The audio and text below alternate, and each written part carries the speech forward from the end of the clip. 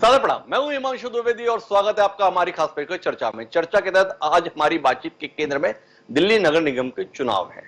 कल गुजरात को लेकर नतीजा आना है, कल हिमाचल प्रदेश को लेकर नतीजा आना है, कुछ राज्यों के विधानसभा और लोकसभा के संदर्भ में जो उपचुनाव हुए उनके भी नतीजे आने हैं। उसे जानने में देश की दिलचस्पी है, लेकिन इसके साथ साथ देश की दिलचस्पी देश की राजधानी दिल्ली के स्थानीय निकाय के चुनाव के परिणामों को लेकर भी थी। दिल्ली नगर निगम के लिए मतदान 4 दिसंबर को हुआ था और 4 दिसंबर के बाद आज मतगणना का दिन था। लोगों को यह जानने में दिलचस्पी थी कि एक दशक पहले भारत की राजनीति में अवतरित हुई नई राजनीतिक पार्टी अर्थात आम आदमी पार्टी क्या उसी प्रकार का कोई करिश्मा इस चुनाव में भी कर दिखाएगी जैसा उसने अपनी स्थापना के 1 साल के भीतर दिल्ली विधानसभा चुनाव में कर दिखाया था। उसके बाद होने वाले लगातार दोनों विधानसभा चुनाव में भी उसने अप्रत्याशित जीत हासिल कर राजनीतिक पंडितों को चौंका दिया था। वो राजनीतिक पार्टी क्या पंजाब में जिस तरीके की सफलता हासिल की वैसी कोई सफलता दिल्ली के स्थानीय निकाय चुनाव में भी हासिल करने में सफल रहेगी? जानने में दिलचस्पी इस बात को लेकर भी थी कि जिस पार्टी का नेतृत्व नरेंद्र मोदी जैसी कद्दावर शख्सियत के द्वारा किया जा रहा है, उस शख्स के रहते हुए भी दिल्ली विधानसभा चुनाव जीत पाने में नाकाम रहने वाली भारतीय जनता पार्टी क्या स्थानीय निकाय में अपना कब्जा बरकरार रख पाएगी? यह सवाल इसलिए महत्वपूर्ण था क्योंकि 15 साल से दिल्ली नगर निगम पर भाजपा का कब्जा चला आ रहा था और इन सब के बीच में एक लगभग उत्तर मिले हुए सवाल को लेकर बात यह थी कि क्या देश का सबसे पुराना राजनीतिक दल अर्थात भारतीय राष्ट्रीय कांग्रेस दिल्ली स्थानीय निकाय चुनाव में अपनी कुछ इज्जत बचा पाएगा या नहीं बचा पाएगा? कुल मिलाकर इन तमाम सवालों के उत्तर आज मिल गए। शुरुआती रुझान में एक कश्मकश थी। एग्जिट पोल की अगर बात करें तो एग्जिट पोल ने तो इशारा किया था कि भाजपा का समय खत्म हो रहा है, आम आदमी पार्टी प्रचंड बहुमत के साथ दिल्ली नगर निगम में भी कब्जा करने जा रही है। पर एग्जिट पोल पूरी तरीके से सटीक साबित नहीं हुए। भाजपा सत्ता से अपदस्थ हो गई है, ये सच्चाई है, पर आम आदमी पार्टी ने कोई क्लीन स्वीप नहीं किया है। कांटे की लड़ाई रही और कांटे की लड़ाई में आम आदमी पार्टी देश का सबसे नया राजनीतिक दल जिसे कह सकते हैं, जिसकी अपने आप में कोई हैसियत है, उसने इस समय देश ही नहीं बल्कि दुनिया का सबसे बड़ा राजनीतिक दल होने का दावा करने वाली भारतीय जनता पार्टी को सीधे तौर पर मात दी है। भारतीय राष्ट्रीय कांग्रेस ना तो अपना पुराना वोट बचा पाई, ना ही अपनी कोई इज्जत बचा पाने में सफल रही। हालत यह है कि 250 सीटें थी दिल्ली नगर निगम चुनाव के अंतर्गत, अर्थात 250 वार्डों के लिए मुकाबला था। इस 250 में स्पष्ट बहुमत के लिए कुल जमा 126 सीटें चाहिए थी। आम आदमी पार्टी अर्थात अरविंद केजरीवाल के नेतृत्व में सक्रिय राजनीतिक दल ने 134 वार्डों में जीत हासिल की है। भारतीय जनता पार्टी 104 वार्डों पर जीत पाने में अपने आप को सफल कर पाई। वहीं भारतीय राष्ट्रीय कांग्रेस की अगर बात करें तो वह कुल जमा दहाई तक पहुंचने में भी नाकाम रही।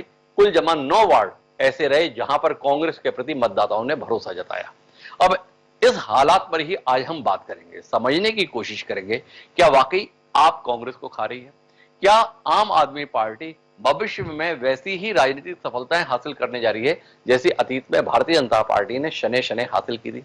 और अगर ये सफलताएं मिल रही हैं तो इसके मायने क्या हैं, कारण क्या हैं, बूझने की कोशिश करते हैं।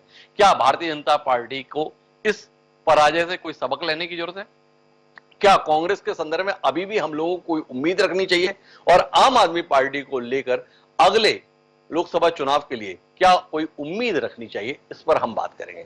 हमारे साथ इस चर्चा का हिस्सा बनने के लिए 4 खास मेहमान मौजूद हैं जो राजनीति के इस दिलचस्प विषय पर हमारे साथ हिस्सेदारी करेंगे। देखिए, हम इस सिलसिले को शुरू करें उससे पहले समय है आज के विचार सूत्र का। हमारा आज का विचार सूत्र नेपोलियन बोनापार्ट का दिया हुआ है। नेपोलियन बोनापार्ट जिसने करिश्माई जीत अपने जीवन में हासिल करके दिखाई थी, उन्होंने कहा था कि उस व्यक्ति के लिए जीत हमेशा संभव है जो हार मानने से इंकार करता है। नेपोलियन के द्वारा कही गई ये बात अपने आप में कई मौकों पर सही साबित हुई है। आम आदमी पार्टी के संदर्भ में भी क्या इस बात को लागू माना जाना चाहिए? आम आदमी पार्टी ने 2013 और 2015 के विधानसभा चुनाव में प्रचंड बहुमत हासिल करने के बाद जब 2017 के नगर निगम चुनाव में हिस्सेदारी की थी तो जनता ने उसे निकार दिया था। 2017 के नगर निगम चुनाव में आम आदमी पार्टी मुख्य विपक्षी दल के तौर पर तो अपनी पहचान बनाने में कामयाब रही थी, लेकिन बहुमत से कोसों दूर थी। उस समय 270 सीटें हुआ करती थी 3 नगर निगम को मिलाकर। उन 3 नगर निगम के अंतर्गत भारतीय जनता पार्टी ने 181 वार्डों में जीत हासिल की थी। लेकिन इस बार के चुनाव की जो दिलचस्प बात है कि भारतीय जनता पार्टी 181 के मुकाबले 104 सीटों पर है। हालांकि वो 270 से 250 भी हो गए हैं, पर महत्वपूर्ण बात यह है कि भारतीय जनता पार्टी 2017 के मुकाबले 2022 में अपने मतदाताओं का भरोसा कायम रखने में सफल रही है। जितने प्रतिशत वोट 2017 में मिले थे, उससे थोड़ा ज्यादा वोट प्राप्त करने में भारतीय जनता पार्टी सफल रही। हालांकि वह अपनी सीट नहीं बचा पाई, लेकिन आम आदमी पार्टी ने पिछली बार के मुकाबले तकरीबन 17% ज्यादा मतदाताओं का समर्थन हासिल किया है। पिछली बार 25% के करीब मतदाताओं ने आम आदमी पार्टी को वोट किया था। इस बार 42% से ज्यादा मतदाताओं ने आप पर भरोसा जताया है। वही कांग्रेस, तय बात है, आपने जो कुछ भी पाया कहीं ना कहीं कांग्रेस के हिस्से से पाया। तो कांग्रेस लगातार आपको मजबूत करने के लिए प्रयत्नशील है या आप अपनी कोशिशों से कांग्रेस को कमजोर करती जा रही है? इसे ध्यान में रखते हुए चर्चा को शुरू करते हैं। हमारे साथ इस चर्चा का हिस्सा बनने के लिए 4 खास मेहमान हैं। हमारे साथ अमनदीप सिंह सूदन जी हैं, प्रवक्ता हैं भारतीय राष्ट्रीय कांग्रेस के। ऋचा वशिष्ठ जी हमारे साथ में हैं, जो प्रवक्ता हैं भारतीय जनता पार्टी की। नितेश चौरसिया जी भी हमारे साथ में हैं, जो प्रवक्ता हैं आम आदमी पार्टी के। और साथ ही वरिष्ठ पत्रकार प्रेम कुमार जी भी हमारे साथ में हैं, जो अपनी निष्पक्ष राय देने के लिए देश में ख्यात है। आप सभी का स्वागत है। चर्चा की शुरुआत हम सीधे तौर पर नितेश चौरसिया जी से ही करते हैं, और नितेश जी से समझने के लिए हमारे पास 2 बातें हैं। पहली, बधाई के तौर पर एक आखिरकार नगर निगम पे भी आपका कब्जा हो गया, लेकिन कब्जा वैसा नहीं हुआ जैसा आपका दावा था या जैसे विधानसभा के संदर्भ में आपकी सफलता दिखती थी। 200 पार का दावा आम आदमी पार्टी कर रही थी। इतनी सीटें मिली हैं आपको कि अभी भी भाजपा कह रही है जो भी मिल गया ठीक है, मेयर हमारा ही बनेगा। तो नितेश जी, थोड़ा रोशनी मिले। 134 सीटें होने के बाद भी भारतीय जनता पार्टी के प्रदेश अध्यक्ष आदेश गुप्ता जी दोपहर में बोल रहे थे कोई बात नहीं, मेयर हमारा ही बनेगा। कितना डर रहे हैं आप इस बात से? तो इस पे भी प्रतिक्रिया दे दें। नहीं, खैर कौन क्या कह रहा है मैं इस पे नहीं जाऊंगा। पहले तो आपके चैनल के माध्यम से आप सभी पैनलिस्टों को धन्यवाद और आपके दर्शकों को मेरा नमस्कार। दूसरी मुख्य बात, हम शुरुआत करते हैं कि देखिए, हार जीत, सीटें आना जाना, ये तो क्या लगा रहा है। जब पूर्ण बहुमत अगर आ गई तो मैं आपको एक चीज से स्पष्ट जरूर कर दूंगा कि आम आदमी पार्टी का एक एक कार्यकर्ता इतना ही ज्यादा कठोर और कठिन होता है और कितना कटिबद्ध होता है अपने पार्टी के प्रति, अपनी देश के प्रति और अपनी सेवा के प्रति। तो बीजेपी ये भूल जाए कि वो अपनी जो नीति उनकी आज तक चली आती है उस पर थोड़ा बहुत भी उस तरीके के रवैये करके और आम आदमी पार्टी के साथ ऐसा कर पाएगी। तो मैं तो ये बिल्कुल स्पष्ट कर दूं कि वो जो सोच रहे हैं वो ऐसा बिल्कुल भी नहीं होगा। और दूसरी जो मुख्य बात ये मैं एक आपके चैनल के माध्यम से कहना चाहता हूँ कि एक साजिश जो 1 साल एमसीडी को डिले करा गया, एमसीडी के इलेक्शन को डिले करा गया, उसके पीछे एक बहुत बड़ी साजिश, तीनों मेयर को एक कर देना, मिला के एक कर देना, जिससे कि बीजेपी अपने वोट शेयर में एक सेंध डाल सके, अपनी एक प्लानिंग के तहत अरविंद केजरीवाल जी की तरह एक सिमिलर चेहरा, एक सिमिलर पोस्ट क्रिएट कर सके और उसको कम्पिटिट कर सके। ये तमाम ऐसी इसके पीछे साजिशें चल रही थी। आप एक चीज देखेंगे, दिल्ली की जनता ने उन सभी साजिशों को नाकाम कर दिया। आज उसने पूर्ण बहुमत देके आम आदमी पार्टी को ये बता दिया कि 15 साल से बीजेपी की साजिशों का ये परिणाम है या उसे सत्ता से बाहर बेदखल कर दिया। और ये साजिशें क्यों हो रही थी? क्योंकि इनको एक बार चाहते थे कि आम आदमी पार्टी को ये इस एमसीडी के सत्ता से दूर रखें, लेकिन भरसक जिसके साथ जनता हो भला उसका कौन बिगाड़ सकता है? भाई, हमारे साथ जनता है, हम हमेशा जनता के प्रति समर्पित रहते हैं। थोड़ा स्पष्ट शब्दों में बात कीजिए, मैं समझ नहीं पा रहा कि आप प्रतिक्रिया क्या दे रहे हैं। आपको विधानसभा में दिल्ली के कुल मतदाताओं में 53.57 की हिस्सेदारी मिली थी वोटों की शक्ल में। इस बार आपको मात्र 42% मतदाताओं ने वोट दिया, अर्थात 11% मतदाताओं का भरोसा आपने खो दिया। यह भी एक आंकड़ा है। आपने 3/4 से ज्यादा प्रचंड बहुमत के साथ दिल्ली में सरकार बनाई, लगातार दूसरी बार। इस बार बमुश्किल आपको बहुमत मिला है। दावा आपका 200 पार के संदर्भ में था, ले देके 134 में पहुंचे। आपका यह आंकड़ा आपको कितना डरा रहा है पता नहीं, पर बाकी लोगों को बहुत डराता है, क्योंकि इतने महीन बहुमत को कब अल्पमत में तब्दील कर दिया जाए, ऐसे उदाहरण रहते हैं। इसमें प्रेम कुमार जी थोड़ा विस्तार से रोशनी देंगे। तो आपसे जानना ये चाहता हूं, क्या किया आप इतने कम समय में जिसके चलते मतदाता उस दबंगाई के साथ आपके साथ खड़े नहीं हुए जैसा विधानसभा के संदर्भ में खड़े होते थे? थोड़ा इसके संदर्भ में बताइए कि 15 साल को लेकर क्या रोना रोना। आप 2017 में चुनाव लड़े थे ना, लोगों ने भाजपा पर ही भरोसा जताया था और एक तरफा जताया था। तो इसलिए 15 साल की बात छोड़िए, 5 साल को लेकर बात करते हैं, पिछले 1 साल को लेकर बात करते हैं कि आखिर जनता वैसे साथ क्यों नहीं खड़ी हुई आम आदमी पार्टी के जैसे विधानसभा में खड़ी थी? थोड़ा इस पे बोलिए। बिल्कुल बिल्कुल सही कह रहे हैं। देखिए, तो हमने अनुमान लगाया कि हमारी सीटों में 200 प्लस वोटिंग आने के पूरे चांसेस थे, लेकिन कहीं ना कहीं हम उस आंकड़े को नहीं छू पाए, कहीं ना कहीं उस आंकड़े में हम नहीं आ पाए। लेकिन उसके कुछ 2-3 वजह है।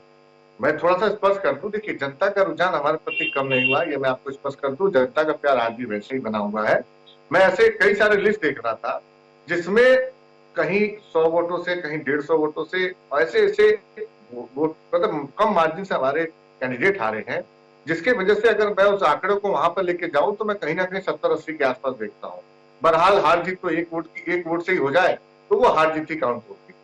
दूसरी बात, देखिए, वोटिंग का कम होना कहीं ना कहीं ये हमारे लिए एक नुकसान की भी बात है। और एक छोटी पार्टी होने के नाते, लिमिटेड रिसोर्सेज होने के नाते, हमारे जो मुख्य नेता जो दिल्ली से बाहर रहने की वजह से, कुछ शेड्यूल ऐसा बनने की वजह से, हम जनता के बीच में जो हमारी, जैसे हमारे स्टार कैंपेनर में मुख्य हमारे अरविंद केजरीवाल जी हैं, उन्होंने दिल्ली में बहुत कम समय दे पाए, क्योंकि गुजरात का इलेक्शन था, वहां की भी एक अपनी नीति थी, वहां के भी हमारे नेता थे, संजय सिंह जी थे, राघव चड्ढा जी थे, तमाम हमारे सीनियर लीडर्स जो है वो गुजरात में लगे हुए थे। और भाजपा अपने पूरे, क्योंकि भाजपा एक बहुत बड़ी पार्टी है, उसके सामने कहीं ना कहीं वो अपनी उस प्लानिंग में भी सफल रहे। तो हम थोड़े बहुत कहीं ना कहीं हमारे रिसोर्सेज की वजह से भी हमारी दिक्कत हुई, जिसको हमने वोटों में तब्दील नहीं आप कर पाए। इसके कारण ही दिक्कत में रहे, या सत्येंद्र जैन जेल में थे तो वो प्रचार नहीं कर पाए, उनके इलाके की सारी सीटें आप हार गए? मनीष सिसोदिया जी शराब मसले को लेके फेर में थे, उनके इलाके की सारी सीटें लगभग आप हार गए। तो ये भी तमाम कारण रहे कि आपके तमाम बड़े नेता दूसरे कामों में व्यस्त रहे, इसलिए नतीजा नहीं आया। झूठ का प्रोपेगेंडा बनाता है। देखिए, चार्जशीट में आई, चार्जशीट में मनीष सिसोदिया जी का नाम नहीं है, और हम बार बार कई चैनलों को कई बार हम पूछते हैं कि भाई इसका आरोप क्या है, आरोप आज तक साबित नहीं कर पाते हैं। तो क्या राजनीति है, ये अपनी राजनीति की, देखिए, नवंबर की वीडियो आज जाके, सॉरी, सितंबर की वीडियो आज जाके नवंबर में रिलीज करते हैं, दिसंबर में रिलीज करते हैं।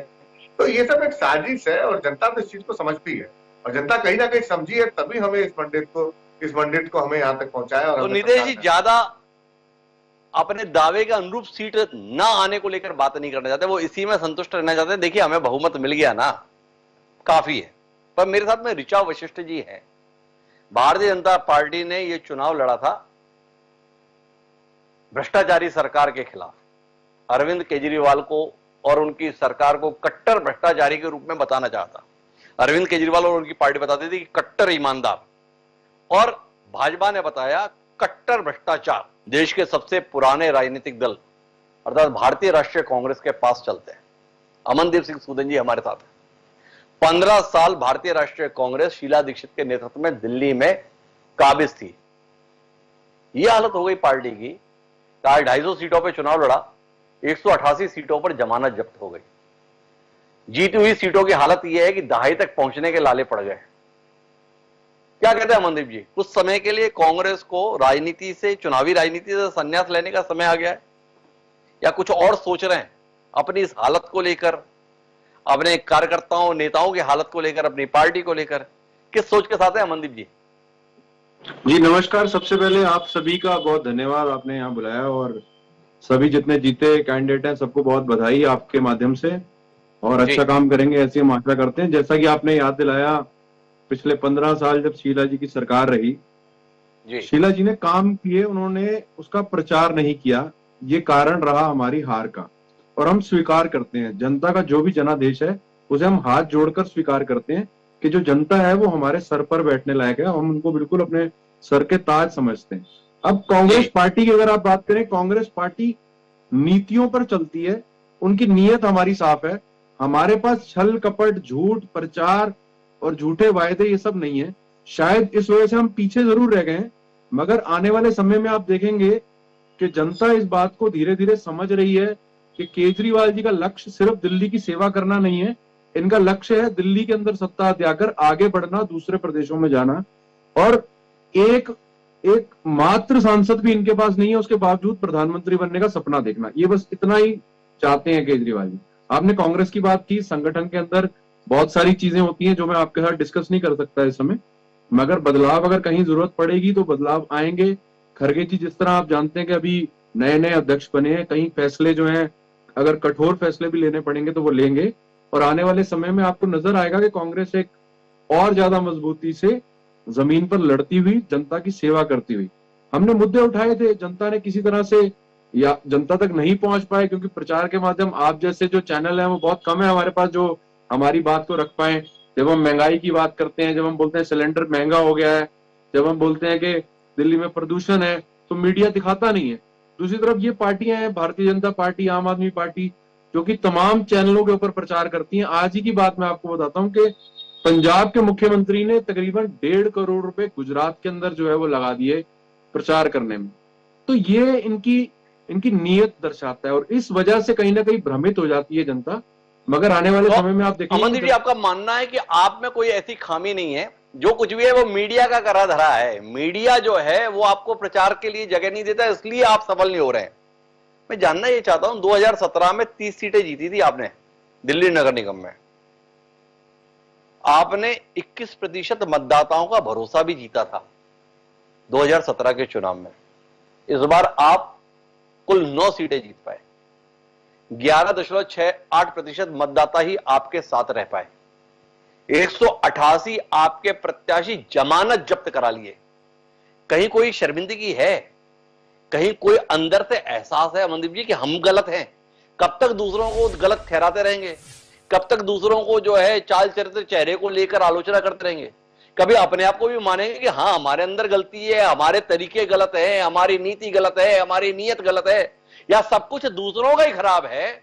आप तो सोने में तपे हुए लोग हैं, आग में तपे हुए खरा सोना है, लोग नहीं समझ पा रहे हैं अमनदीप जी, ऐसा ही है? आपने मेरे हिस्से का भी बोलना है तो फिर तो कोई फायदा नहीं है। मैं आपको ये बात बस समझाना चाह रहा था कि इस बात को हम मानते हैं कि कहीं ना कहीं कोई कमी रह गई होगी सेवा करने में। हालांकि हमें नहीं लगता, जितना शीला जी के 15 सालों में काम हुआ उसके बाद मुझे लगता नहीं कि कोई कसर। आज भी केजरीवाल जी पिछले जितने भी सालों से दिल्ली के चीफ मिनिस्टर हैं, आप एक जर्नलिस्ट हैं, आप मुझे बता दीजिए कितने डेवलपमेंट के नए प्रोजेक्ट दिल्ली के अंदर आए हैं। आप मुझे बता दीजिए एक भी नया फ्लाईओवर बनाओ, जो कांग्रेस छोड़ के गई थी उसी को बनाने का काम, कंप्लीशन का काम जरूर कर रहे हैं। मगर उसके बावजूद अगर कोई फैक्टर है तो वो प्रचार का ही फैक्टर है ना। आप इस बात को समझें, आप इतने वरिष्ठ पत्रकार हैं, आपको ये बात समझ नहीं होगी। हम जनता के ऊपर दोष नहीं दे रहे हैं, हम दोष दे रहे हैं प्रचार माध्यमों के ऊपर। जनता तो बोली वाली है, सीधी है। तो उन्होंने कहा था 12,000 पन्नों की चार्जशीट है शीला दीक्षित जी के खिलाफ, वो कहाँ गई चार्जशीट? कौन से मुकदमे दर्ज हुए? कितना टाइम इन्होंने उन्हें जेल में रखा? आप उनको छोड़िए शीला जी को, बाकी के जितने मंत्री हैं, हमारे इतने मंत्री थे, किसी एक के खिलाफ भी अगर भ्रष्टाचार का कोई इल्जाम था, ये साबित करते उसको जेल में भेजते। हुआ क्या? सत्येंद्र जैन जेल में है, तोमर जी जेल में रहकर आए, इनके कोई जो विधायक है वो कभी किसी का पहचान पत्र बनाने के नाम पे, कभी राशन कार्ड बनाने के नाम पे जो कारनामे कर रहे हैं वो जनता ने देखा है। तो कमी कहाँ रह जाती है? प्रचार माध्यमों में। जनता के ऊपर हम कोई दोष नहीं डाल रहे हैं, और ना ही हम कह रहे हैं कि हम जो है आग में तपे हुए सोने बराबर है, ऐसा नहीं है। कहीं ना कहीं कमी होगी, हमें पता लगी अपनी कमी, हमने सुधारी, और ज्यादा इससे ज्यादा जो संघर्ष कर सकते थे और ज्यादा किया। जितने दिन हमने दिल्ली के अंदर संघर्ष किया, राहुल जी खुद गिरफ्तार हुए, महंगाई के ऊपर उन्होंने जो है जितने मोर्चे लगाए, तो ये तमाम चीजें होती है। मगर कभी कभी कुछ ऐसी बातें होती है कि एक हवा चल रही होती है, वो हवा चलने चलने में लोग वोट डाल देते हैं। आप देखिए मेरी ही विधानसभा, अगर रजौरी गार्डन की बात करें, जितनी मुझे मेरे विधानसभा के चुनाव के समय वोट पड़ी थी, उससे 4 गुना ज्यादा वोट अब की बार पड़ी है हमारे प्रत्याशियों को मिलाकर 3 वार्ड में। तो ये बदलाव आ रहा है, लोगों का हमारे अंदर विश्वास दोबारा जाग रहा है, और आने वाले समय में मैं बता रहा हूँ कि जनता माफ करना, आपने तो आरोप लगा दिया कि मुझे बोलने दीजिए, अगर आप भी मेरे हिस्से का बोलते हैं। आप क्या बोल रहे हैं, स्वयं विचार कर रहे हैं? 21% वोट मिला था 2017 में, आपको 11% वोट रह गया आपका पिछली बार के मुकाबले। इसमें कुछ तो कहिए ना आप। वक्त के साथ में कुछ सुधार आपके आंकड़े में हुआ होता तो लगता कि आपने कुछ बेहतर किया, आपकी कोशिशों ने कुछ रंग लाया। आंकड़े तो सामने हैं, सीटें भी घट गई, वोट भी घट गया, और किसका घट गया? उस राजनीतिक दल का घट गया जो देश का सबसे पुराना राजनीतिक दल है। वो राजनीतिक दल का घट गया जिसने 15 साल दिल्ली में लगातार शासन किया। उस राजनीतिक दल का घट गया जिसने भाजपा को, जो अपना गढ़ के रूप में दिल्ली को दिखती थी, उसे लगातार 3 चुनाव में शिकस्त दी थी। तो सवाल तो उठेगा ना, तो इसका कोई जवाब मिलना चाहिए ना। एक ऐसा व्यक्ति जिसका राजनीति से कोई सरोकार नहीं था, 10 साल में कांग्रेस किसी राजनीति के लायक नहीं रह गए, ऐसा दिल्ली में दिखता है, तो आपसे बात करेंगे ना। ऐसा नहीं है। जहां लोगों की परेशानियों की बात आती है वहां कांग्रेस ही नजर आती है आपको। आप दिल्ली के अंदर कोई भी ऐसा मुद्दा उठा के देख लीजिए, महंगाई के ऊपर जो यहाँ पर दिल्ली के अंदर केजरीवाल जी की सरकार है, कितने आपने मोर्चे देखे कि इन्होंने केंद्र सरकार के खिलाफ लगाए हो। ये लोग मिलजुल कर जो है मिलीजुली सरकार चला रहे हैं, एक दूसरे के लिए बैटिंग करते हैं कि हाँ भाई तुम हमारी मदद करो, हम तुम्हारी मदद करेंगे। मैं सीधी सीधी बात करता हूँ आपसे, ये लोग मिलकर खेलते हैं। और तो कांग्रेस, ये है कांग्रेस की दिक्कत। अमनदीप जी नतीजे पे पहुंच गए कि क्या है, भाजपा और आप मिलके खेलते हैं, इसलिए हम हार जाते हैं। इस आकलन के साथ में, और मेरे साथ में ऋचा वशिष्ठ जी हैं। मैं कोशिश करता हूं कि शायद अब हमारी उनसे बात हो पाए, और ऋचा वशिष्ठ जी से जानने में दिलचस्पी है। दिल्ली देश की राजधानी, वहां पर एक बार फिर शिकस्त, और किसके हाथों? अरविंद केजरीवाल और आम आदमी पार्टी अराजक तत्वों के हाथों हार गई राष्ट्रवादी भारतीय जनता पार्टी। क्या हो गया ऋचा जी ये आपके साथ? पहले तो आपको धन्यवाद देती हूँ, आपने हमें इस विषय को रखने के लिए आपने आमंत्रित किया। और दूसरा, सभी जो जीते हुए कैंडिडेट को बहुत बहुत शुभकामनाएं देती हूँ। आपने ये आरोप लगाया कि हमारी भारतीय जनता पार्टी ने शिकस्त किया, हार लिया है। हम तो जीते हैं, हम जीत गए हैं, 104 सीटें लेके आए हैं। लेकिन आप आम आदमी पार्टी, मुख्यमंत्री वहाँ का, जो उप मुख्यमंत्री मनीष सिसोदिया का विधानसभा हार गया, उनसे तो जवाब मांगे ना। और दिल्ली की जनता, अभी दिल्ली की जनता को ये पता चल चुका है कि भारतीय जनता पार्टी राष्ट्र की पार्टी है। और जिस तरह से कोरोना काल में हमने जिस तरह की सेवा की, अरविंद केजरीवाल कहाँ थे कोरोना काल में? कहीं नजर नहीं आए। लेकिन हमने कोरोना काल में वैक्सीनेशन की सुविधा दी, राशन का सुविधा दिया, इसलिए दिल्ली की जनता ने हमें जीत दी है, हमसे शिकस्त नहीं है। आम आदमी पार्टी को तो पूरी पूर्ण बहुमत से आनी चाहिए थे, फिर भी हम तो जीते 104 सीटें ना। कमाल कर दिया ऋचा जी। मैं तो ऐसा अंक गणित जीवन में कभी सुना ही नहीं, समझा ही नहीं जो आपने बताया। 250 सीटें बहुमत के लिए हमें बता दें कि 126 सीटें चाहिए। लिस्ट देख रहा हूं, 134 आम आदमी पार्टी, 104 भारतीय जनता पार्टी। फिर भी भारतीय जनता पार्टी के सम्माननीय प्रवक्ता, जिनके नाम ही ऋचा वशिष्ठ है, वो कह रही है कि हम जीत गए, आम आदमी पार्टी हार गई। थोड़ा गड़बड़ है मेरी समझ, थोड़ा समझाइए ना, दर्शकों का भी ज्ञानवर्धन होगा। एक दूसरा ये भी समझना चाहता हूं, पिछली बार 181 थे, इस बार 104 हैं, ये कितनी सीटें बढ़ गई आपकी? देखिए, मैं ये कहना चाह रही थी कि हम इस शिकस्त हम हारे नहीं है। मैं हमेशा भारतीय जनता पार्टी, जिस तरह से आपने बात करी आम आदमी पार्टी, मैं ये कह रहा हूँ, अरविंद केजरीवाल से पूछना चाह रही हूँ कि पूर्ण बहुमत क्यों नहीं लेके आए, पूरी सीट क्यों नहीं लेकर आए आम आदमी पार्टी की? तो मुख्यमंत्री है, उप मुख्यमंत्री मनीष सिसोदिया की सीट क्यों हार गई? इनसे मैं क्वेश्चन पूछना चाहती हूँ। दिल्ली की जनता आज कुछ भी हो, राष्ट्र की पार्टी को अपना रही है और 104 सीटें लाई। हमें तो नहीं लगता कि हम हारे हैं। अब मेयर हमारा होगा, भारतीय जनता पार्टी का होगा, ये हमने घोषणा की हुई है इस बात की। अच्छा ऋचा जी ये बताइए, ये राष्ट्रवादी पार्टी के द्वारा 104 सीटें जीतने के बाद भी जो ये दावा है कि मेयर हमारा ही होगा, वो कैसे होगा? थोड़ा इस बात को समझाएं। आऊंगा अमनदीप जी, एक बार ऋचा जी से समझने तो दीजिए ना। देखिए कितना बढ़िया गणित वो हमें समझा रही हैं। ऐसी ज्ञान की बात में बीच में खलल डालना ठीक नहीं है, हम सबकी ज्ञान वृद्धि होगी। थोड़ा रुकिए ना जी, ऋचा जी थोड़ा समझाइए।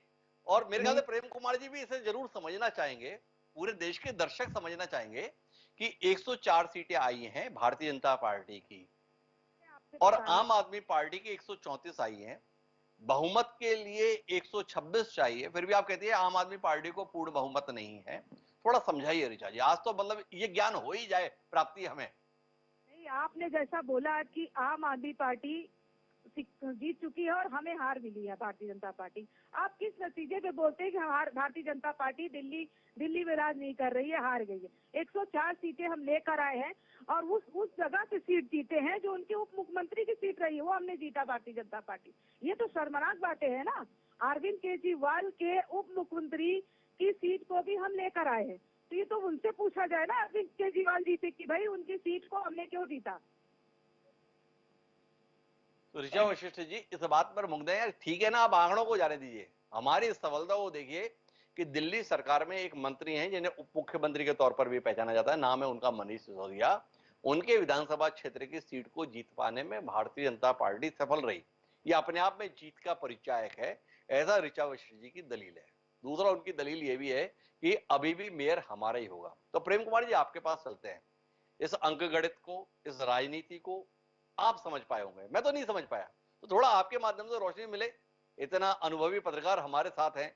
भारतीय जनता पार्टी की सुधीर प्रवक्ता के द्वारा जो दावा किया गया है, जो समझाने की कोशिश की गई है, तो आप जैसा समझदार आदमी तो समझ ही गया होगा, तो अपनी समझ का परिचय हमें भी दीजिए। जी हिमांशु जी, मुझे लगता है कि मैं भी ऋचा वशिष्ठ जी से बहुत सहमत हो रहा हूँ जी। और सहमत इस मामले में हो रहा हूँ कि भारतीय जनता पार्टी तो कह रही है कि मेयर हमारा ही बनेगा, तो उनके कार्यकर्ता ये मानकर चल रहे हैं कि हमारी जीत हुई है तब तो हमारा मेयर बनेगा। ऐसे कैसे बन सकता है? तो संख्या बल अपनी जगह है। ऋचा वशिष्ठ जी को पूरा विश्वास है कि मेयर इनका ही बनेगा, तो इनकी पार्टी हारी है नहीं, तो इसलिए कह रही हम जीते हैं। और हार चुके मनीष सिसोदिया जी के चुनाव क्षेत्र में हुई है, तो उनसे पूछा जाए कि भाई आपके इलाके में 2-3 वार्ड जो हैं वो क्यों हार गए आप, उनकी जिम्मेदारी है। उनको जो 134 सीट आई है वो तो यूं ही आ गई, लेकिन असल बात है कि मनीष सिसोदिया जी के इलाके में पार्टी क्यों हारी और सत्येंद्र जैन जी के इलाके में पार्टी क्यों हारी।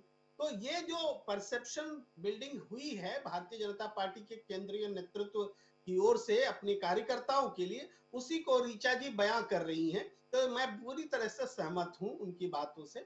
उसके बाद मैं ये आगे कहता हूं कि ये जो दिल्ली का चुनाव हुआ, एमसीडी का चुनाव, इस चुनाव में आप देखिए कि भारतीय जनता पार्टी हमको हालांकि बोलना चाहिए ऋचा वशिष्ठ जी को कि उनका वोट प्रतिशत भी बढ़ा है, 3% वोट बढ़े हैं भारतीय जनता पार्टी के, तो लेकिन फिर भी हार हुई है, संख्या बल में सीटें हारी हैं। तो ये हुआ क्यों, ऐसा क्यों हो गया? तो देखिए, एक तो आपने पूरा आंकड़ा देकर के सीधे बताया ही कि आम आदमी पार्टी ने किस तरीके से वोट परसेंटेज में 42 तक का आंकड़ा छुआ, 42% तक का, और वो वोट शेयर कहां से आया? आधा हिस्सा तो कांग्रेस से आया और फिर कुछ अन्य पार्टियों का भी अस्तित्व नहीं रहा, तो उस मिलाकर के हुआ। लेकिन ये असल बात क्या है कि दिल्ली की जनता ने बदलाव चाहा। एक महत्वपूर्ण बात है कि दिल्ली की जनता बदलाव चाह रही थी। किसको बदल के लाएं, प्रायोरिटी पर मैं कांग्रेस के प्रवक्ता जी की भी मुश्किलें थोड़ी हल करना चाहता हूं कि वो किसको लाया जाए, ये जनता के सामने था। तो भ्रष्टाचार को लेकर के दोनों पार्टियां एक दूसरे की पोल खोल रही थी। एक तो स्टिंग ऑपरेशन चल रहा था आम आदमी पार्टी के खिलाफ, और आम आदमी पार्टी एमसीडी के करप्शन को लेकर के, उसके 15 साल के कुशासन को लेकर के एमसीडी में सामने थी। तो भ्रष्टाचार मुद्दा बना और एमसीडी का भ्रष्टाचार जनता को सीधे परेशान कर रहा था, डायरेक्ट परेशान कर रहा था। सत्येंद्र जैन वाला जो भ्रष्टाचार था वो जनता को सीधे परेशान नहीं कर रहा था, वो एथिकल था, वो सरकार का था, इस तरह से था। तो जनता ने बदलाव का मन बनाया। अब किसको बदलाव के लिए किसको वोट दे? कांग्रेस जनता का ये ऑफर लेने के लिए तैयार नहीं बैठी। ये जनता बदलाव के लिए तैयार थी, कांग्रेस इस बदलाव को एक्सेप्ट करने के लिए तैयार नहीं थी। क्यों नहीं थी मैं वो भी बताता हूं, लेकिन नतीजा ये हुआ कि वो जो कांग्रेस पार्टी के लिए संतोष की बात है कि विधानसभा में उसकी एक भी सीट नहीं, लोकसभा में उसकी एक भी सीट नहीं, एमसीडी में 9 सीट है। आप ये समझिए। तो ये जो है, मैं कोई व्यंग्य भी नहीं कर रहा है, इसको थोड़ा बहुत व्यंग्य है भी तो इसको आप स्वीकार करिए कि 9 सीट है। तो आपको कुछ अचीवमेंट मिला है। पिछले लोकसभा चुनाव, विधानसभा चुनाव के बाद ये चुनाव में अचीवमेंट मिला है। तो आपको इससे भी सीख प्रेम लेनी कुमार जी चाहिए। थोड़ा हाँ, माफी चाहता हूँ, जी आप हमारे साथ में जुड़े हुए सूदन साहब जी को हौसला देना चाह रहे हैं, कांग्रेस को हौसला देना चाह रहे हैं, वो ठीक है। और आप कह रहे थे व्यंग्य भी मत समझिए। पिछली बार 30 सीटें थी, 30 सीट से 9 सीट पर आ जाने को उपलब्धि के तौर पर देखा जाए, वो कमोबेश वैसे नहीं है जैसा हमारे साथ ऋचा वशिष्ठ जी कह रहे हैं। हारे कहां हैं हम? 181 से 104 पर आए हैं, पर 104 आए हैं, ये कोई छोटी बात है? तो आप सब इसी हौसले के साथ में रहना चाहते हैं। अरविंद केजरीवाल और आपका मुकाबला करने के लिए अब ऐसे ही तर्क आपको हौसला देते रहेंगे? बिल्कुल जेन्युइन प्रश्न है, लेकिन मैं परिप्रेक्ष्य भी समझा रहा हूं। जिनके पास विधानसभा की कोई सीट नहीं, लोकसभा की कोई सीट नहीं, और एमसीडी में वो 9 सीट हासिल करते हैं, इसके बावजूद कि 10% वोट्स खिसक गए हैं।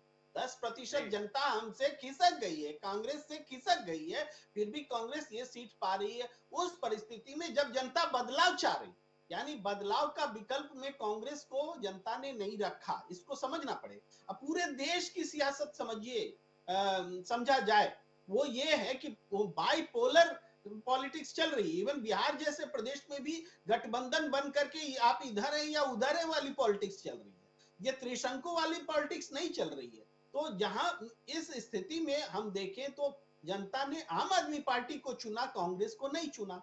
ये एक फैक्ट है जो सोचना होगा। कांग्रेस की उपलब्धियां बहुत सारी हैं भाई, 15 साल की शीला दीक्षित की सरकार की उपलब्धियां, लेकिन जनता तो नहीं रिकॉग्नाइज कर रही ना उन उपलब्धियों को। तो इसके लिए कौन जिम्मेदार है? मैं यहाँ एक आध बात संक्षेप में ही बोलूंगा। जब ये कैंपेन शुरू हो रहा था तो बीजेपी की तरफ से नरेंद्र मोदी जी, अमित शाह जी, इन लोगों ने शुरुआत में स्टार्ट किया था, वो जहां झुग्गी वहीं मकान इस तरह के नारे दिए थे, लेकिन ये लास्ट तक कैंपेन में नहीं रहे। ये नेता बीजेपी के हैदराबाद चले जाते हैं एमसीडी का इलेक्शन लड़ने के लिए, लेकिन यहाँ पर एब्सेंट रहे, भी मार्के की बात है। और उसके बाद मेरा ये मानना है कि गुजरात चुनाव को भारतीय जनता पार्टी ने प्रायोरिटी पर रखा, ये मैं कह रहा हूं। और एमसीडी के चुनाव को उसके बाद वहां की रणनीति और यहाँ की रणनीति में कहीं ना कहीं एक बात है कि आम आदमी पार्टी को का इस्तेमाल गुजरात में वहां विपक्ष को बाइफरकेट करने के लिए हुआ है। वहां गुजरात ने पूरा फोकस किया है भारतीय जनता पार्टी ने, और दिल्ली के चुनाव को मैं एक तरह से बीजेपी की ओर से सैक्रिफाइस भी के तौर पर देखता हूं। सैक्रिफाइस। तो प्रेम कुमार जी एक बड़ी महत्वपूर्ण टिप्पणी कर रहे हैं। गुजरात को प्रचंड बहुमत से जीतने की खातिर दिल्ली नगर निगम को बलि के बकरा समझकर भारतीय जनता पार्टी ने इस्तेमाल कर लिया। कमोबेश प्रेम कुमार जी की टिप्पणी इस प्रकार की है। कांग्रेस के संदर्भ में उनकी टिप्पणी यह है कि भाई सिरे से खारिज है कांग्रेस, 9 सीटें मिल गई एमसीडी में, लोकसभा में 0, विधानसभा में 0, पर दिल्ली नगर निगम में 9 सीट, कितनी बड़ी उपलब्धि, ऐसा प्रेम कुमार जी बता रहे हैं। मुझे जाना नीतीश चौरसिया जी के पास में है, लेकिन अमनदीप जी को हस्तक्षेप करने जा रहे थे। एक बार अमनदीप जी के हस्तक्षेप को सुनते हैं और फिर नीतीश जी के पास चलते हैं, क्योंकि ऋचा वशिष्ठ जी के कई सवाल थे ऐसे जो सीधे नीतीश चौरसिया के ऊपर जिम्मेदारी आ गई उनके जवाब देने की। जी अमनदीप जी। देखिए, दरअसल बात यह है कि आप सब बातों को सिर्फ कटाक्ष के तौर पर ही देख रहे हैं। इस बात को हमें सीरियसली समझना पड़ेगा कि दिल्ली की राजनीति किस ओर जा रही है। हमें इस बात को समझना पड़ेगा कि हम क्या मॉडल लेकर आए थे डेवलपमेंट का, और आज पॉलिटिक्स किस तरफ पहुंच गई है। जहां हम रोड बनाने की बात करते थे, वहीं आज केजरीवाल जी की सरकार के अंदर डिपार्टमेंट है सिर्फ रोड के गड्ढे भरने का। ये दिल्ली का हाल हो गया है।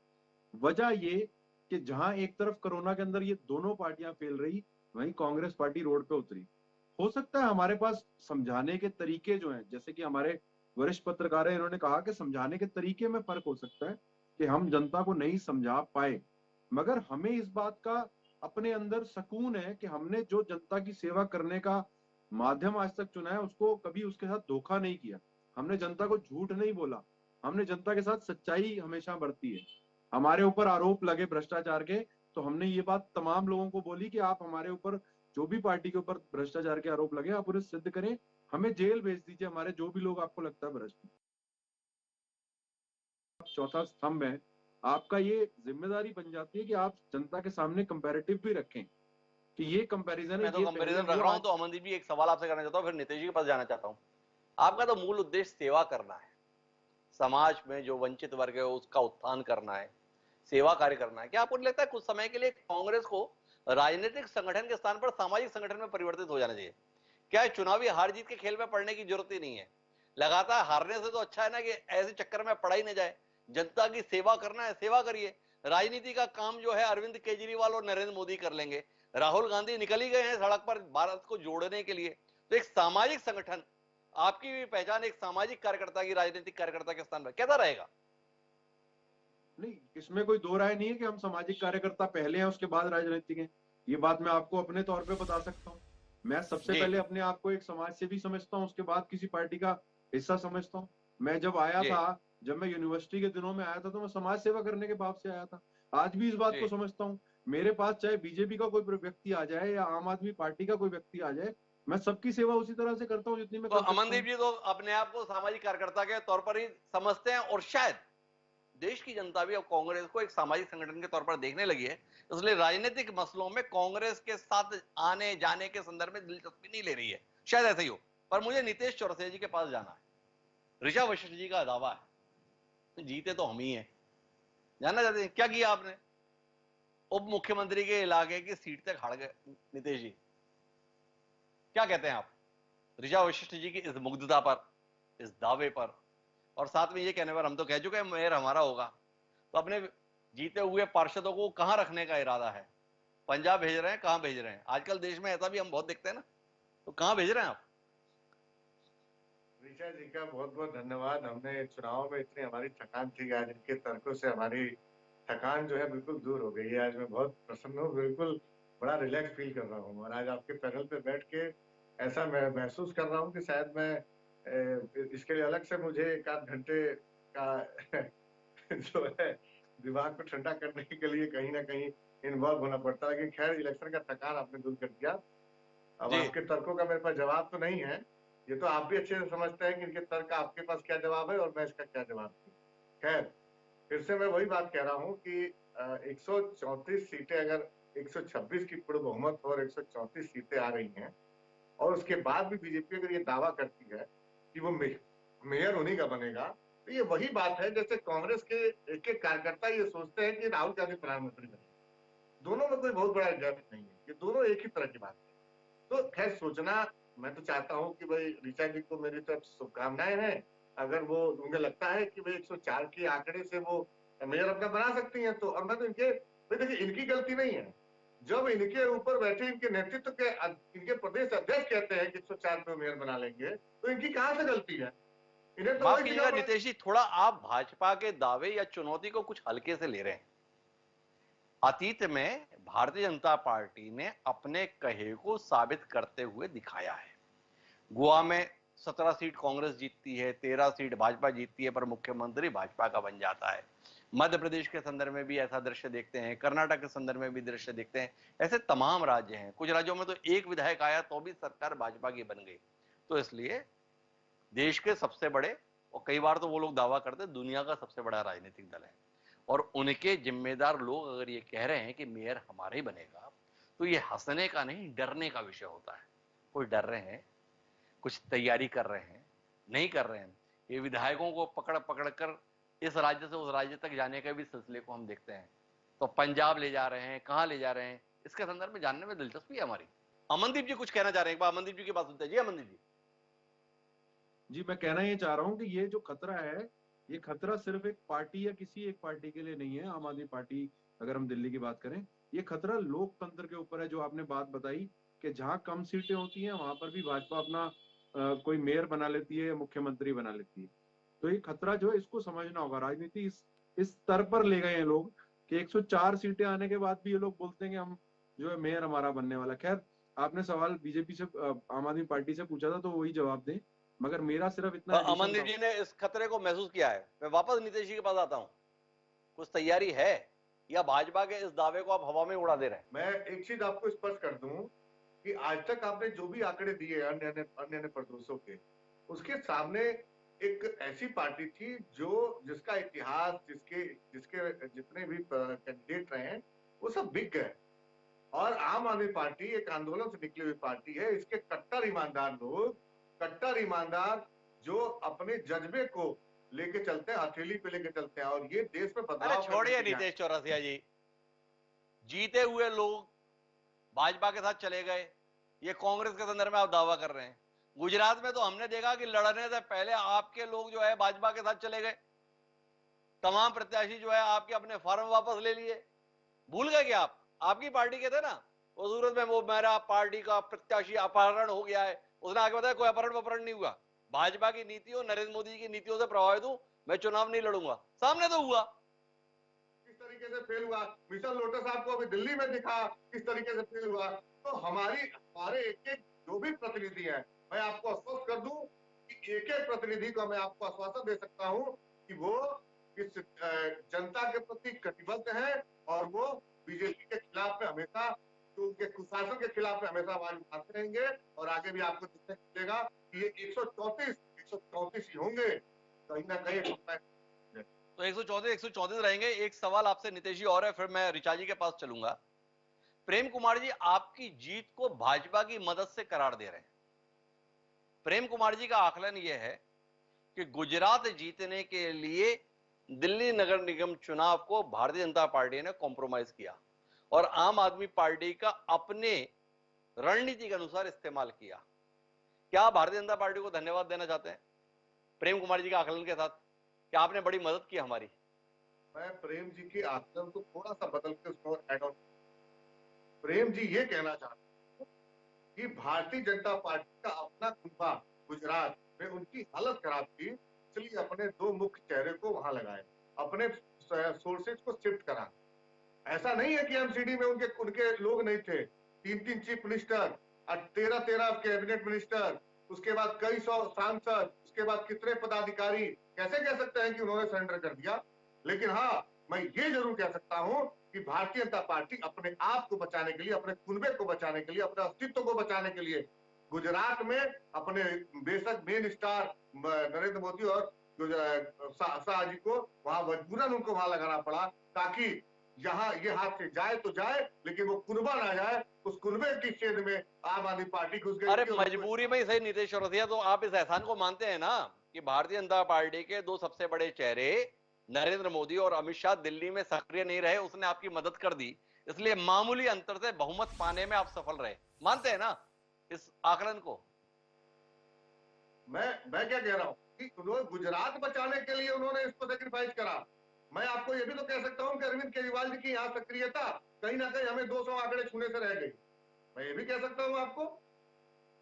नहीं तो मैंने मना थोड़ी किया है, आप कह सकते तो कहिए ना, किसने रोका? आप बोलिए ना कि गुजरात जीतने की लालच में, गुजरात जीतने की लालसा में, गुजरात जीतने की इच्छा में अरविंद केजरीवाल ने दिल्ली में हमारी प्रेटेंडेड जीत को पे समझौता करा दिया। बोलिए ना, किसने रोका है आपको? सुनने को तैयार है ना हम, आप खुद बता रहे तो। ये एक स्ट्रेटेजी का पार्ट है, क्योंकि बीजेपी के, देखिए हमारे साथ क्या दिक्कत है, हम बहुत ही सीमित रिसोर्सेज की पार्टी है, हमारे पास बहुत ही संसाधन बहुत कम होते हैं, जिसके वजह से अरविंद केजरीवाल जी ने अपने अपने समय को यहाँ भी व्यतीत किया और वहां भी व्यतीत किया। लेकिन मैं अभी भी कहता हूं अरविंद केजरीवाल जी के समय थोड़ा अगर और मिलता तो ये आंकड़े आपको और बड़े दिखते। तो कुल मिलाकर दोनों ही महत्वपूर्ण राजनीतिक दल अपने शीर्षस्थ नेताओं के साथ शिकायती लहजे में है।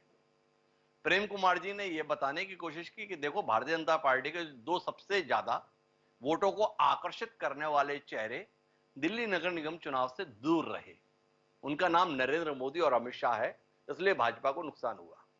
नीतीश चौरसिया का कहना है कि हमारा स्टार कैंपेनर अरविंद केजरीवाल दूसरी जगहों पर उलझ गया, इसलिए कहीं ना कहीं हम उतनी सीटें नहीं ले पाए जितनी हम ले सकते थे। तो ऋचा वशिष्ठ जी, आपके पास आता हूं और जानना चाहता हूं, देश के दिल के साथ समझौता कर लिया आपने गुजरात बचाने की खातिर, ऐसा क्यों किया आपने? गुजरात तो हमारा था ही, गुजरात तो हम जीत रहे थे, गुजरात हमारा, हमने अरविंद केजरीवाल जी जो मुख्यमंत्री दिल्ली के हैं, दिल्ली के मुख्यमंत्री और उप मुख्यमंत्री से मैं कहना चाह रही हूँ अपनी दिल्ली बचा लो भाई, अपनी दिल्ली में ही आप बने रहो, आप अदर स्टेटों में मत जाओ। गुजरात चले गए, हरियाणा में भी आए, आदमपुर के इलेक्शन में तो जमानत जब्त हो गई इनकी, तो अपनी दिल्ली पे ये बचा नहीं पा रहे हैं। अगर ये इधर उधर मुंह नहीं मारते तो शायद हमारी भारतीय जनता पार्टी की 104 सीटें आई नहीं आती, इनको फिर और सीट जाती। तो अरविंद केजरीवाल अच्छा, एक बात बताइए ऋचा जी, आप जितनी खुश मनीष सिसोदिया के इलाके में भाजपा की जीत को लेकर हैं, उतनी शर्मिंदगी आपको इस बात को लेकर है क्या कि भारतीय जनता पार्टी के 10 प्रत्याशियों की जमानत जब्त हो गई दिल्ली नगर निगम के चुनाव में? देश का सबसे बड़ा राजनीतिक दल देश की राजधानी दिल्ली के नगरीय निकाय चुनाव में 10 सीटों पर अपनी जमानत तक नहीं बचा पाया। इसको लेकर कितना आपके अंदर दुख, पीड़ा है, थोड़ा बताइए। देखिए, हमारे अंदर कोई पीड़ा नहीं है। तो ये तो राजनीति दल है भारतीय जनता पार्टी, और राजनीति में तो होता ही है, कभी किसी का, कभी किसी की हार, कभी किसी की जीत। इसमें हमें कोई दुख नहीं है और ना इस तरह की चीजें हैं कि अरे कैसी बातें कर रहे ऋचा जी, अभी तो मनीष सिसोदिया के इलाके में आम आदमी पार्टी की हार को लेकर आप इतने खुश थी कि भूल ही गई कि हमारी केवल 104 सीटें आई हैं। और अभी मैंने आपसे सवाल कर लिया, क्या आपको पता है आपके 10 प्रत्याशियों की जमानत तो हो गई दिल्ली में, तो आप बोल रहे हैं इसका क्या फर्क पड़ता है? 10 लोगों की जमानत आपके लिए कोई मायने नहीं रखती? इतना बड़ा राजनीतिक दल जिसका नेतृत्व माननीय नरेंद्र मोदी जी करते हैं, अमित शाह जैसा दमदार नेता जिसका चेहरा है, दिल्ली का उप मुख्यमंत्री है, वो मैं कह रही हूँ, उप मुख्यमंत्री का विधानसभा हार गया। ये बड़ी शर्म की बात है अरविंद केजरीवाल और आम आदमी कमाल हो गया। ऋचा उषा जी तो ऐसे बता रही है जैसे मनीष सिसोदिया खुद ही मुख्यमंत्री, उप मुख्यमंत्री रहते हुए चुनाव हार गए। बहरहाल मैं प्रेम कुमार जी के पास में थोड़ा इसका विस्तार देने के लिए चलता हूं।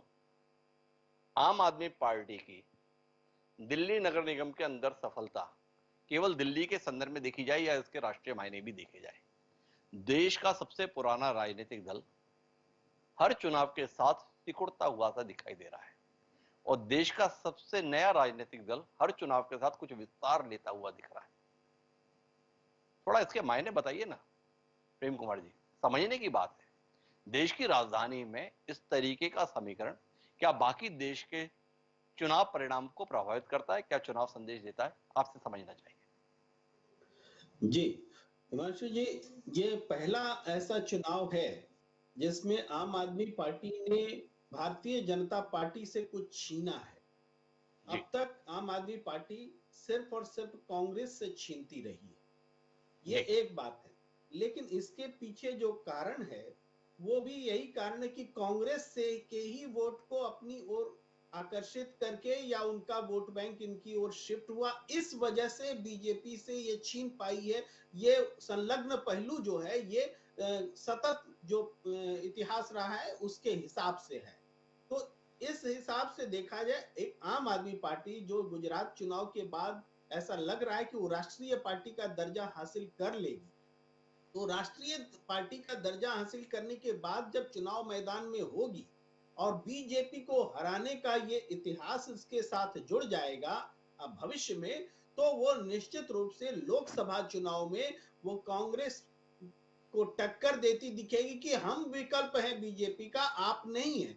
ये खतरा और चुनौती कांग्रेस के पास होगी और राष्ट्रीय सियासत में इसके लिए कांग्रेस को तैयार रहना होगा, अन्यथा वहां भी राष्ट्रीय स्तर पर कहीं ऐसा न हो कि आम आदमी पार्टी कांग्रेस के वोट बैंक को आकर्षित करने में कामयाब हो। ये कांग्रेस के पास चुनौती है। हालांकि आम आदमी पार्टी अभी बहुत कुछ राज्यों में ही है, इसलिए मेरा व्यक्तिगत मानना तो ऐसा नहीं है कि पूरे राष्ट्रीय फलक पर ऐसा वो कर पाएगी, लेकिन शुरुआत हो चुकी है, ये जरूर समझना चाहिए। लेकिन मेरा ये सवाल है इसके संदर्भ में कि गुजरात के संदर्भ में जो एग्जिट पोल आए हैं उसमें भी आम आदमी पार्टी को ठीक ठाक वोट मिलते हुए दिखाई दिए हैं। एग्जिट पोल की बात कर रहा हूं मैं, बाकी तो कल कहानी साफ होगी। क्या कांग्रेस के लिए वाकई मुख्य विपक्षी दल के तौर पर अपना चेहरा बचाने की चुनौती आन पड़ी है? अभी तो केवल सत्ता में आने की चुनौती थी, पर विपक्ष के तौर पर भी कांग्रेस को गंभीरता से लिया जाए, इसके संदर्भ में संकट आन खड़ा हुआ है। क्या कहते हैं? देखिए, एग्जिट पोल के आधार पर तो इतना बड़ा निष्कर्ष गुजरात के संदर्भ में मैं कम से कम नहीं निकालने वाला हूं, इसलिए कि एग्जिट पोल पर मुझे कतई भरोसा नहीं है और उसको मैं एग्जिट पोल या उससे पहले के सारे पूर्व जो चुनाव के जो प्री पोल सर्वे होते हैं उन सबको मैं एक इलेक्शन कैंपेन के तौर पर देखता हूं। किसी खास के लिए कैंपेन पूरे सर्वे को उठा के देखें तो वो इलेक्शन कैंपेन है, तो मैं उस आधार पर नहीं बोलता। लेकिन कल के चुनाव परिणाम ये बताएंगे कि आम आदमी पार्टी किस हद तक, कितनी दूर तक गुजरात में कैसा परफॉर्म कर रही, क्योंकि आम आदमी के परफॉर्मेंस से ही गुजरात का जो भविष्य है वो डिपेंड कर रहा है कल की किसकी सरकार बनेगी और किस तरह से बनेगी। तो आम आदमी पार्टी के परफॉर्मेंस पर नजर रहेगी। अगर आम आदमी पार्टी ने त्रिशंकु सदन जैसी स्थिति पैदा कर दी या कांग्रेस के पैरेलल में छोटी या बड़ी होकर के खड़ी हो गई, तो निश्चित रूप से आप जो बात कह रहे हैं कि कांग्रेस के लिए एक और स्टेट में ही नहीं बाकी स्टेट में भी ऐसी ही चुनौतियां आने वाले समय में पैदा होंगी। एक सवाल आपसे और है, अमनदीप जी ने अपनी पार्टी की पराजय को लेकर अपनी नीतियों को कम और मीडिया में प्रचार प्रसार को ज्यादा जिम्मेदार ठहराया। अमनदीप जी इस नतीजे के साथ में कि मीडिया कांग्रेस के काम को ठीक तरीके से दिखाता नहीं, हम अपनी बात ठीक तरीके से इसलिए पहुंचा नहीं पाते क्योंकि मीडिया सहयोग नहीं करता। क्या आप इत्तेफाक रखते हैं वाकई कांग्रेस की पराजय मीडिया का नतीजा है, उसकी अपनी नीति, उसके अपने कार्यक्रम, उसके अपने कार्यकर्ताओं के तौर तरीके इसके लिए जिम्मेदार नहीं है? जो कुछ भी है ये प्रचार प्रसार का खेल है और प्रचार प्रसार के खेल में भाजपा और आपके मुकाबले कांग्रेस कमतर पड़ती है। हिमांशु जी, मैं ये मानता हूं कि एक राजनीतिक दल और नेता जो होते हैं उनसे बड़ा मीडिया कर्मी कोई नहीं होता। किसी भी घटना की सबसे पहली खबर अगर किसी के पास होती है तो उस इलाके के नेता की होती है या बड़े नेता जिनकी पकड़ होती है। आप तो जानते हैं, जैसे दिग्विजय सिंह जी को पता चल जाता है कि मध्य प्रदेश में क्या हुआ, क्योंकि वो पुराने और दिग्गज नेता है। पत्रकार से पहले पता चल जाता है, पत्रकार को उनके माध्यम से पता चलता है। तो मैं कहने का मतलब ये है कि जब अमनदीप जी कहते हैं मीडिया को दोष देते हैं तो मैं अमनदीप जी का कसूर नहीं मानता हूं, लेकिन जब राहुल गांधी कहते हैं कि मीडिया को दोष देने लगते हैं तो ये बात मुझे पचती नहीं है, क्योंकि राहुल गांधी जैसे कद्दावर नेता को तो पैरेलल मीडिया देश में खड़ी कर देनी चाहिए अपनी राजनीति के माध्यम से। वो मीडिया पर क्यों डिपेंड करेंगे, मीडिया उन पर डिपेंड करेगा। नेतृत्व इसको बोलते हैं। अगर नेतृत्व ही कहे कि मीडिया के कारण हम हार रहे हैं तो अमनदीप जी क्या कहेंगे? वो तो वही कहेंगे जो नेतृत्व कह रहा है। जी, बड़े महत्वपूर्ण टिप्पणी है प्रेम कुमार जी का, अमनदीप जी के लिए विचार का विषय होना चाहिए।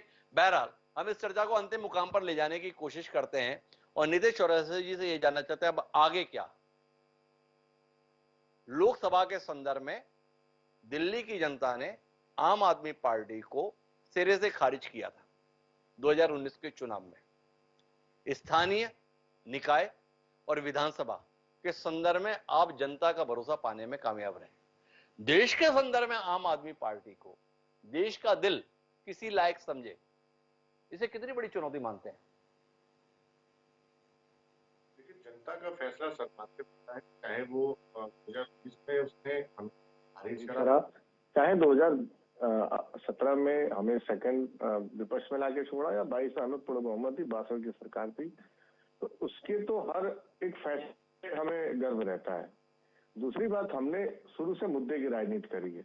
हमारी राजनीति का पहचान है सिर्फ मुद्दे की। हमने कूड़े के पहाड़ खत्म करने की बात की, हमने साफ सफाई की बात करी, हमने दिल्ली से लिंटर माफिया जो भ्रष्टाचार का मुख्य गढ़ है दिल्ली का एमसीडी, जिसका नाम था मोस्ट करप्ट डिपार्टमेंट, उसको हम बदल के मोस्ट कॉमन पीपल के लिए जो एक्चुअल जो म्युनिसिपल कॉर्पोरेशन ऑफ डिपार्टमेंट होना चाहिए उसको हम करेंगे। ऐसे तमाम मुद्दे के जो काम है जो हमें सच में जनता को चाहिए वो मुद्दे पे काम करेंगे। वो डर लोगों के दिमाग से खत्म करेंगे जो भाजपाइयों ने बना रखा था। नीतीश चौरसिया ने हमें देश के संदर्भ में कुछ नहीं कहा। उन्होंने तो ये कहा कि अब दिल्ली नगर निगम हमारे कब्जे में आया है, हम उसे बेहतर काम करेंगे, जनता के लिए काम करेंगे। लेकिन आखिरी टिप्पणी चाहिए मुझे ऋचा वशिष्ठ जी से। ऋचा जी, चुनाव आपने लड़ा था केजरीवाल के भ्रष्टाचार पर, केजरीवाल ने चुनाव लड़ा था भाजपा के भ्रष्टाचार पर। नतीजा क्या बता रहा है, किसका भ्रष्टाचार जनता को ज्यादा दिखाई दिया?